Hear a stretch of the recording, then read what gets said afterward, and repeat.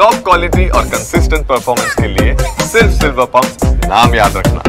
ಇನ್ನು ರಾಜಕೀಯದ ಸುದ್ದಿಗಳು ಕಾಂಗ್ರೆಸ್ ಅಲ್ಲಿ ಏನೇನು ನಡೀತು ಎಲ್ಲವನ್ನೂ ಕೂಡ ನಾಯಕರುಗಳು ಬಂದು ಯಾವ ರೀತಿ ಸರಿ ಮಾಡಿ ಹೋದ್ರು ಅದೆಲ್ಲವನ್ನೂ ಕೂಡ ನಾವು ನೋಡಿದೀವಿ. ಆದರೆ ಮಾತು ಪ್ರತಿ ಮಾತು ಇನ್ನೂ ಕೂಡ ನಿಂತಿಲ್ಲ. ಕೆಲವರು ಮಾತಾಡಿದ್ರೆ ಇನ್ನು ಕೆಲವರು ಮಾತಾಡ್ತಾರೆ.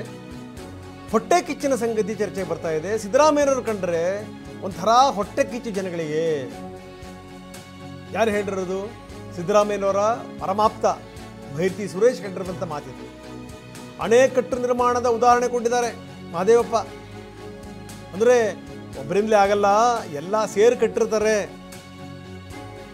ಅನ್ನೋ ರೀತಿಯಲ್ಲಿ ಎಲ್ಲರೂ ಒಂದು ಲೆವೆಲ್ಲಿಗೆ ಬಂದಿದೆ ಈಗ ಅನ್ನುವಂಥ ಸಂದರ್ಭದಲ್ಲೇ ಮತ್ತೆ ಯಾಕೆ ಮಾತಾಡ್ತಾ ಇದ್ದಾರೆ? ಯಾಕಂದರೆ ಹಿಂದೆ ಯಾರ್ಯಾರು ಏನೇನು ಮಾತಾಡಿದಾರಲ್ಲ ಆ ಮಾತಿಗೆ ಕೊಡಬೇಕಲ್ಲ ಉತ್ತರನ, ಅದಕ್ಕೆ ಈ ನಾಯಕರು ಮಾತಾಡ್ತಾ ಇದ್ದಾರೆ. ಬನ್ನಿ, ಡಾಕ್ಟರ್ ಎಚ್ ಸಿ ಮಹದೇವಪ್ಪ ಮಾತಾಡಿದ್ದಾರೆ, ಭೈರತಿ ಸುರೇಶ್ ಮಾತಾಡಿದ್ದಾರೆ, ಮತ್ತು ಬಸವರಾಜ ರಾಯರೆಡ್ಡಿ ಮಾತಾಡಿದ್ದಾರೆ. ಏನು ಹೇಳಿದರು ನೋಡೋಣ ಬನ್ನಿ. ರಾಜಕಾರಣಿಗಳಿರುವಂಥ ಹಣ, ದುಡ್ಡು, ಆಸ್ತಿ ಇವ್ರ ಹತ್ರ ಯಾವುದೂ ಇಲ್ಲ ಅಂತ ಅವ್ರಿಗೂ ಗೊತ್ತು. ಅದನ್ನ ಹೊಟ್ಟೆವರಿಗೆ ಹೇಳ್ಕೊತಾರೆ, ಅದು ತಮ್ಗೆಲ್ಲರೂ ಗೊತ್ತಿರುವಂಥ ವಿಚಾರ. ಸಿದ್ದರಾಮಯ್ಯನವರು ಹೇಳಿದ್ರೆ ಡಿ ಕೆ ಶಿವಕುಮಾರ್ ಅವರಿಗೆ ಶಾಸಕರುಗಳ ಬೆಂಬಲ ಇಲ್ಲ ಅನ್ನುವಂತ ಮಾತನ್ನ ಆಮೇಲೆ ಇನ್ನೇನು ಹೇಳಿದ್ರು?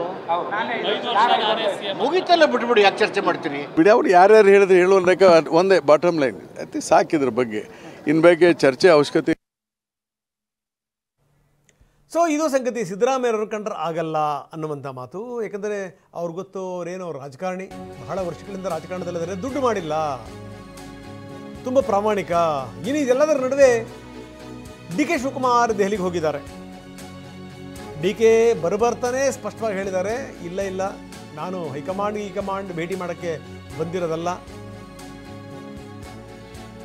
ನನ್ನ ವೈಯಕ್ತಿಕ ಕಾರಣಗಳಿಂದ ಬಂದಿದ್ದೀನಿ, ಕೆಲವರನ್ನು ಭೇಟಿ ಮಾಡಬೇಕಾಗಿತ್ತು, ಅದಕ್ಕೋಸ್ಕರ ಬಂದಿದ್ದೀನಿ, ಹೈಕಮಾಂಡ್ ಭೇಟಿ ಅಲ್ಲ. ಬೇರೆ ಬೇರೆ ಕಾರ್ಯಕ್ರಮಗಳು ಶಿರ್ಡಿಗೂ ಕೂಡ ಹೋಗಿದ್ದೆ, ಅಲ್ಲಿಂದ ಇಲ್ಲಿಗೆ ಬಂದಿದ್ದೀನಿ, ಇದಕ್ಕೆ ಬಣ್ಣ ಬಳಿಯುವಂಥ ಪ್ರಯತ್ನವನ್ನು ಮಾಡಬೇಡಿ ಅಂತ ಹೇಳಿದ್ದಾರೆ. ಆದರೆ ರಾಜಕಾರಣಿಗಳು ಯಾವುದು ಇಲ್ಲ ಅಂತಾರಲ್ಲ, ಅಲ್ಲಿ ಇದೆ ಅಂತ ಅರ್ಥ ತಿಳ್ಕೊಂಬಿಡಿ. ಯಾವುದು ಇಂಥ ಪ್ರಯತ್ನಗಳು ಯಾವುದು ನಡೀತಾ ಇಲ್ಲ ಅಂತ ಯಾರಾದರೂ ಸ್ಟೇಟ್ಮೆಂಟ್ ಕೊಟ್ಟರು ಅಂತ ತಿಳ್ಕೊಳ್ಳಿ, ಅಂಥ ಪ್ರಯತ್ನಗಳು ನಡೀತಾ ಇದೆ ಅಂತ ಅರ್ಥ. ಇಲ್ಲ, ನಮಗೂ ಇದಕ್ಕೂ ಸಂಬಂಧ ಇಲ್ಲ ಅಂತ ಹೇಳಿದ್ರೆ ಸಂಬಂಧ ಇದೆ ಅಂತ ಅರ್ಥ. ಹೀಗಾಗಿ ಇಷ್ಟೊಂದು ಡೆವಲಪ್ಮೆಂಟ್ಗಳು ಆಗ್ತಿರುವಂಥ ಸಂದರ್ಭದಲ್ಲಿ ಅದರಲ್ಲೂ ಡಿ ಕೆ ಶಿವಕುಮಾರ್ ಇನ್ನೊಂದು ಹೆಜ್ಜೆ ಮಾತ್ರ ಹಿಂದಕ್ಕಿದ್ದಾರೆ, ಮುಖ್ಯಮಂತ್ರಿ ಪಟ್ಟ ಅಲಂಕರಿಸಿಬಿಡ್ತಾರೆ ಅಂತ ಕೇಳುವಂಥ ಸಂದರ್ಭದಲ್ಲೇ ಖುದ್ದು ಸಿದ್ದರಾಮಯ್ಯನವರು 5 ವರ್ಷ ನಾನೇ CM ಅಂತ ತುಂಬ ಸ್ಪಷ್ಟವಾಗಿ ಹೇಳಿದ್ದು. ಅದಾದಮೇಲೆ ಕೇಂದ್ರದ ನಾಯಕರು ಅದನ್ನು ಅನುಮೋದಿಸಿದ್ದು. ಸೆಂಟ್ರಲ್ಲೂ ಕೂಡ ಅವರು ಪತ್ರಿಕಾಗೋಷ್ಠಿ ಕರೆದು ದಿಲ್ಲಿಗೆ ಹೋಗಿ ಸಿದ್ದರಾಮಯ್ಯ ಮಾತಾಡಿದ್ದು, ಅದನ್ನು ಡಿ ಕೆ ಶಿವಕುಮಾರ್ ಅವರ ಸೋದರ ಅನುಮೋದಿಸಿದ್ದು. ಹೆಂಗೆ ಇದೆಲ್ಲವೂ ಕೂಡ ಎಲ್ಲೋ ಕಡೆ ಮ್ಯಾಜಿಕ್ ಥರ ಎಲ್ಲ ಬದಲಾಗ್ಬಿಡುತ್ತಾ ಹಾಗಾದರೆ?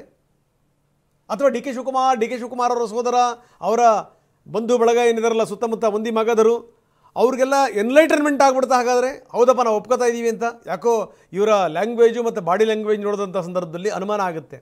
ಇಷ್ಟರ ಮಟ್ಟಿಗೆ ಅವರು ಹಸನ್ಮುಖಿಯಾಗಿ ಸಮಾಧಾನ ಚಿತ್ತದಿಂದ ಮಾತಾಡ್ತಾರೆ ಅಂದರೆ ಏನರ್ಥ?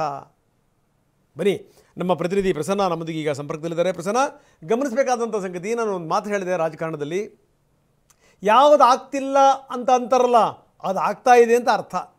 ಏನೂ ನಡೀತಿಲ್ಲ ಅಂತಂತಂದರೆ ನಾವು ಇನ್ನಷ್ಟು ಅನುಮಾನದ ದೃಷ್ಟಿಯಿಂದ ನೋಡಬೇಕು, ಇಲ್ಲೇನೋ ನಡೀತಾ ಇದೆ ಅಂತ ಅರ್ಥ. ಹಾಗೇನೇ ಈಗ ಡಿ ಕೆ ಶಿವಕುಮಾರ್ ಎಲ್ಲಿ ಹೋದರೂ ಎಲ್ಲಿ ಬಂದ್ರೂ ಒಂದು ಲೆಕ್ಕದಲ್ಲಿ ಅನುಮಾನ ಕಾಡ್ತಾನೆ ಇರುತ್ತೆ, ಕುತೂಹಲ ಇದ್ದೇ ಇರುತ್ತೆ. ಯಾಕೆ ಹೋಗ್ತಾ ಇದ್ದಾರೆ, ಯಾರನ್ನು ಭೇಟಿ ಮಾಡ್ತಾ ಇದ್ದಾರೆ, ಏನು ಚರ್ಚೆ ಆಗ್ತಾ ಇದೆ ಅಂತ. ಯಾಕಂದರೆ ನಾವು ಬಹಳ ಹತ್ತಿರದಿಂದ ಡಿ ಕೆ ಶಿವಕುಮಾರ್ ಅವರನ್ನು ನೋಡ್ತಾ ಬಂದಿದ್ದೀವಿ. ಯಾಕಂದರೆ ನೀವು ಕೂಡ ಫೀಲ್ಡಲ್ಲಿದ್ದೀರಿ, ಅವ್ರು ನೋಡಿದ್ದೀರಿ ತಾವು ಕೂಡ. ಅಷ್ಟು ಸುಲಭವಾಗಿ ಅವರ ಮುಖಚರ್ಯೆ ಬದಲಾಗುವಂಥದ್ದು, ಬಾಡಿ ಲ್ಯಾಂಗ್ವೇಜ್ ಬದಲಾಗಿದ್ದು ಇಲ್ಲಿ ತನಕ ನಾವು ನೋಡಿಲ್ಲ. ಇಷ್ಟೊಂದು ಕೂಲಾಗಿದ್ದಾರೆ, ಕಾಮಾಗಿದ್ದಾರೆ ಅಂತಂತಂದರೆ ಒಳಗಿಂದೊಳಗೆ ಏನೋ ನಡೀತಾ ಇದೆ ಅಂತಲೇ ಅನುಮಾನ ಇದ್ದೇ ಇರುತ್ತೆ. ಏನಂತೀರಿ? ಹೌದ್ರಂಗನಾಥ್, ಡಿ ಕೆ ಶಿವಕುಮಾರ್ ಅವರು ಹಾಗೆ ಸುಮ್ಮನೆ ಕೂರುವಂತಹ ವ್ಯಕ್ತಿ ಅಲ್ವೇ ಅಲ್ಲ. ಅದರಲ್ಲೂ ಪ್ರಮುಖವಾಗಿ ಇದೀಗ ಸಿದ್ದರಾಮಯ್ಯನವರು ಕೊಟ್ಟಿರುವಂತಹ ಆಘಾತ, ಅದು ಮೇಲ್ನೋಟಕ್ಕೆ ಎಲ್ಲವೂ ಕೂಡ ಸಹನೆಯಿಂದ ನಿಭಾಯಿಸಿದ್ದಾರೆ ಅಂತ ಅಂದ್ಕೊಂಡ್ರು ಕೂಡ ಒಳಗಿಂದ ಒಳಗೆ ಅದು ಒಂದು ರೀತಿಯಲ್ಲಿ ಕುದಿತಾನೆ ಇದೆ. ಅದನ್ನ ಹೇಗೆ ಟ್ಯಾಕಲ್ ಮಾಡ್ತಿದ್ದಾರೆ ಅನ್ನೋದು ಮಾತ್ರ ಇದೀಗ ಕಂಡು ಬರ್ತಾ ಇದೆ ಹೊರತು ಅದರ ಒಳಗಿಂದ ಒಳಗೆ ಡಿ ಕೆ ಶಿವಕುಮಾರ್ ಅವರ ತಂತ್ರಗಾರಿಕೆಯ ಬಗ್ಗೆ ಸ್ವತಃ ಹಿರಿಯ ಸಚಿವರಿಗೆ ಒಂದಷ್ಟು ಆತಂಕ ಸಹಜವಾಗಿ ಇದ್ದೇ ಇದೆ. ಸಿದ್ದರಾಮಯ್ಯನವರು ಒಂದು ದಾಳವನ್ನು ಹೊರಡಿಸಿದ್ದಾರೆ. ಇದೀಗ ಡಿ ಕೆ ಶಿವಕುಮಾರ್ ಅವರ ಮುಂದಿನ ನಡೆ ಏನು ಅನ್ನೋ ಬಗ್ಗೆ ಸ್ವತಃ ಕಾಂಗ್ರೆಸ್ನ ಹಿರಿಯ ಸಚಿವರೇ ಒಂದಷ್ಟು ಕಣ್ಣಿಂದ ನೋಡ್ತಾನೆ ಇದ್ದಾರೆ. ಇದೀಗ ಡಿ ಕೆ ಶಿವಕುಮಾರ್ ಅವರು ಕೇವಲ ಶಿರಡಿಗೆ ಹೋದ್ರು, ಅಲ್ಲಿಂದ ದೆಹಲಿಗೆ ಹೋಗ್ತಿದ್ದಾರೆ. ಇದೆಲ್ಲವೂ ಕೂಡ ಖಾಸಗಿ ಕಾರ್ಯಕ್ರಮ ಅಂತ ಅವರು ಹೇಳ್ಕೊಂಡ್ರು ಕೂಡ ಅದರ ಹೊರತಾಗಿ ಡಿ ಕೆ ಶಿವಕುಮಾರ್ ಏನೋ ಒಂದನ್ನ ಮಾಡ್ತಿದ್ದಾರೆ ಅಥವಾ ಹೈಕಮಾಂಡ್ ನಾಯಕರನ್ನೇ ಟಚ್ ಮಾಡೋ ಮೂಲಕ ಅವರ ಮನವೊಲಿಸುವಂತ ಪ್ರಯತ್ನಗಳಿರ್ಬೋದು, ಅಥವಾ ಈ ಸಂದರ್ಭದಲ್ಲಿ ಸಿದ್ದರಾಮಯ್ಯನವರ ಕಡೆಯಿಂದ ಈ ರೀತಿ ಹೇಳಿಕೆಗಳ ಅಗತ್ಯತೆ ಇರಲಿಲ್ಲ ಅನ್ನುವಂತ ಒಂದು ಸಂದೇಶವನ್ನ ಹೈಕಮಾಂಡ್ ಮೂಲಕವೇ ಕೊಡಿಸುವಂತದ್ದಿರ್ಬೋದು. ಇದಕ್ಕೇನಾದ್ರೂ ಪ್ರಯತ್ನ ಮಾಡ್ತಿದಾರ ಅನ್ನುವಂಥದ್ದು ಸಾಕಷ್ಟು ಕುತೂಹಲವನ್ನ ಕೆರಳಿಸ್ತಾ ಇದೆ. ಒಂದು, ಸಿದ್ದರಾಮಯ್ಯನವರು ಹೇಳಿಕೆ ಕೊಟ್ಟ ತಕ್ಷಣ ಅದು ಎಲ್ಲೋ ಒಂದ್ ಕಡೆ ಅಗ್ರೆಷನ್ ಡಿ ಕೆ ಶಿವಕುಮಾರ್ ಅವರಲ್ಲಿ ಕಂಡು ಬರುತ್ತೆ ಅಂತ ಹೇಳಿ ಒಂದಷ್ಟು ಜನ ಭಾವಿಸಿದ್ರು. ಆದ್ರೆ ಡಿ ಕೆ ಶಿವಕುಮಾರ್ ಆಗ್ಲಿ ಅಥವಾ ಡಿ ಕೆ ಸುರೇಶ್ ಆಗ್ಲಿ ಇಬ್ರು ಕೂಡ ಆ ರೀತಿಯ ಅಗ್ರೆಷನ್ ಅನ್ನ ತೋರಿಸಿಲ್ಲ. ಅಂದ್ರೆ ಅದು ಕೂಡ ಒಂದು ಸ್ಟ್ರಾಟಜಿಯ ಭಾಗವಾಗಿತ್ತೇನೋ ಅಂತ ಅನಿಸ್ತಾ ಇದೆ. ಡಿ ಕೆ ಸುರೇಶ್ ಅವರು ಕೂಡ ಹೌದು ಸಿದ್ದರಾಮಯ್ಯನವರು ಹಿರಿಯರು ಅನ್ನುವಂತಹ ರೀತಿಯಲ್ಲಿ ಹೇಳಿದ್ರು, ಮತ್ತು ಡಿ ಕೆ ಶಿವಕುಮಾರ್ ಅವರಿಗೆ ಆತುರ ಇಲ್ಲ, ಆತಂಕ ಇಲ್ಲ ಅನ್ನುವಂತ ಪದವನ್ನ ಬಳಕೆ ಮಾಡಿದ್ರು. ಅಂದ್ರೆ ಒಂದು ಟೈಮಿಗೋಸ್ಕರ ಡಿ ಕೆ ಶಿವಕುಮಾರ್ ಮತ್ತು ಡಿ ಕೆ ಸುರೇಶ್ ಅವರು ಹಾಗೂ ಉಳಿದ ಅವರ ಬೆಂಬಲಿಗ ಶಾಸಕರು ಕಾಯ್ತಿದಾರೇನೋ ಅನ್ನುವಂತ ರೀತಿಯಲ್ಲಿ ಕಂಡು ಬರ್ತಾ ಇದೆ. ಹೀಗಾಗಿ ಇದೀಗ ಡಿ ಕೆ ಶಿವಕುಮಾರ್ ಪ್ರವಾಸ ಕೂಡ ಮೇಲ್ನೋಟಕ್ಕೆ ಖಾಸಗಿ ಕಾರ್ಯಕ್ರಮ ಅಂತ ಅನ್ಸಿದ್ರು.